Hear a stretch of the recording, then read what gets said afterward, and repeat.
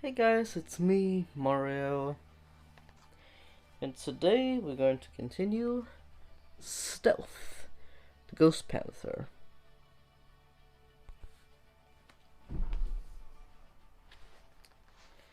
How are you all doing today? Hope you're doing well. Chapter 3, Malvel's Plot.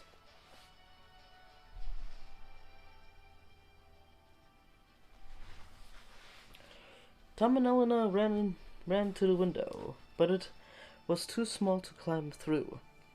Outside, the villagers were crowding around. Laughing, Nesta rolled up her sleeve and waved her scarred arm in front of Tom and Elena. "Gooseberries?" she cried. "Were you really such fools as to believe that? The three-tailed beast gave me this wound, and I'm proud of it." "You won't defeat this beast," Owen added, rolling up his own sleeve to show a long scratch from elbow to wrist. Tom glanced at Elena. Her eyes were wide with alarm.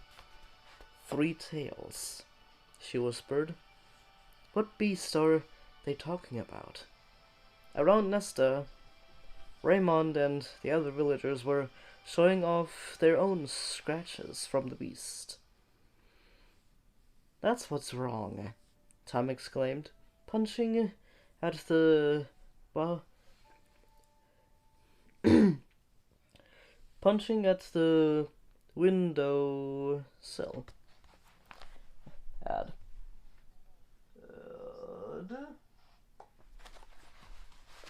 Punching at the windowsill.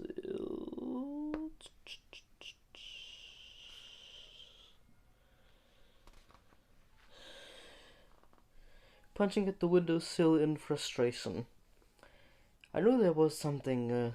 The whole village has been changed. One by one, the villagers began to move off, turning their backs and leaving Tom and Elena in their prison. A man grabbed Storms' bridle and tried to lead him away. The black stallion reared up, his forehooves striking the air as he let out a furious neigh. Silver darted forwards, nipping at the man's heels. With a roar of rage, he let go of the bridle.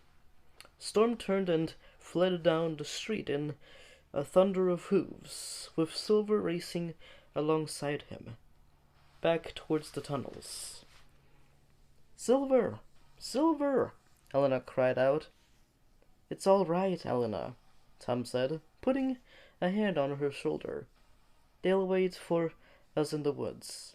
They'd never leave us. But they have more sense than to stay with these evil villagers." Elena nodded, though she still looked upset. "At least we don't have to worry about them," she said. "We need to find out what's going on," Tom decided. "I still have one last power from the golden armor. I can use my magical sight from the golden helmet to look for clues."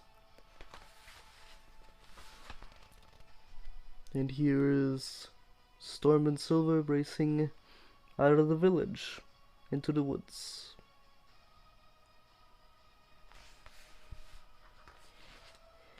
He dragged a wooden box over to the window and scrambled up on it to give himself the best possible view.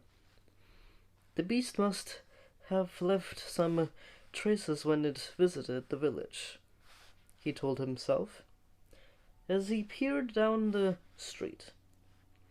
There might be something to help me track it down. He let his magical gaze travel down the street, examining the shops and houses. "What can you see?" Elena asked anxiously. Nothing, Tom replied. I think. I don't think. No, wait. What's that? He fixed his gaze on a spot beyond the last houses of the village, where the cobbled street gave way to a path of beaten earth. On the earth were huge paw prints leading back towards the tunnels.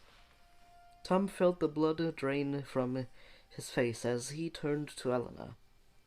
Paw prints, he murmured hoarsely. Huge like a mass of cats. Elena frowned. I don't understand. I'm afraid I do. Tom jumped down from the box and stood next to her, pointing out of the window. Inwardly, he cursed himself for not piecing the evidence together sooner. The villagers of Stonewind would never usually behave like this. Nesta said that a beast with 3 tails made the claw marks on her arm, and all the others have claw marks as well.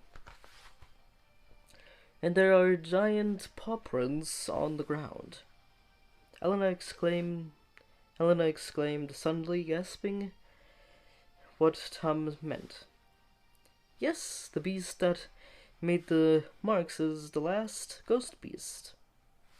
Stealth has attacked the village. Elena nodded slowly. So that's his evil magic. To turn good people into mischievous villains. Tom looked out of the window again, up to the slopes of the volcano. Do you remember what Malvel said after we defeated Blaze the Ice Dragon? He said. Another time. Elena clenched her fists.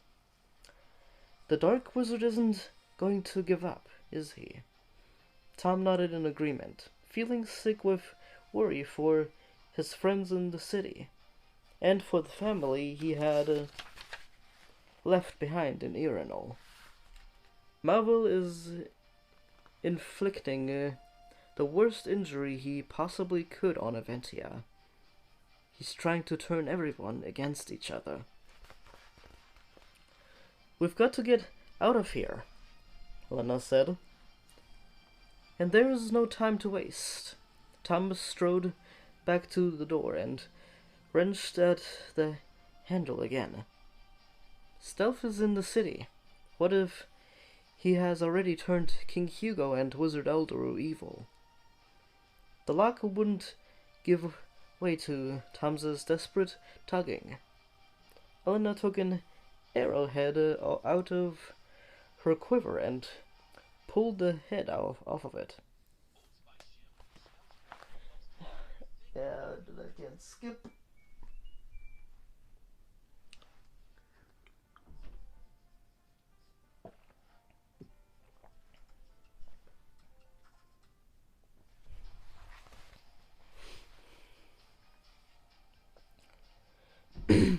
Maybe I can force the lock, she said as she poked the arrow points into the keyhole. Tom watched her for a moment, but she wasn't having any success. The arrowhead was too big to get far enough inside the lock, and the point kept slipping out. Forcing back panic, Tom began grabbing things from the shelves, tossing aside rolls of linen, jars of nails, and bags of wheat as he searched for something that would help him force the door open. Looking at all the useless supplies, his frustration boiled over. There's nothing here that will help. Elena straightened up, brushing a lock of hair out of her eyes. It's no good, she announced. Tom glanced around frantically. Fear tingled in his belly. He forced himself to take a deep breath. He had to stay calm. There must be some way out of here, he told himself, and I'm going to find it no matter what. And here's Elena trying to unlock it with the arrowhead.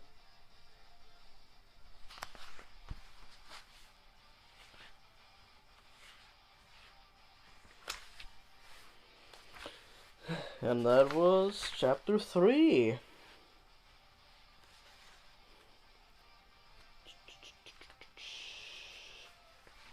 Malvel's plot.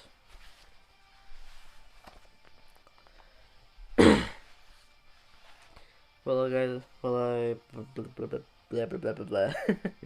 Sorry about that. Stumble on my words a bit. But yeah, hope you guys like, subscribe, and hit the bell if you guys are interested in more Beast Quest videos. Right. Cheers, everyone.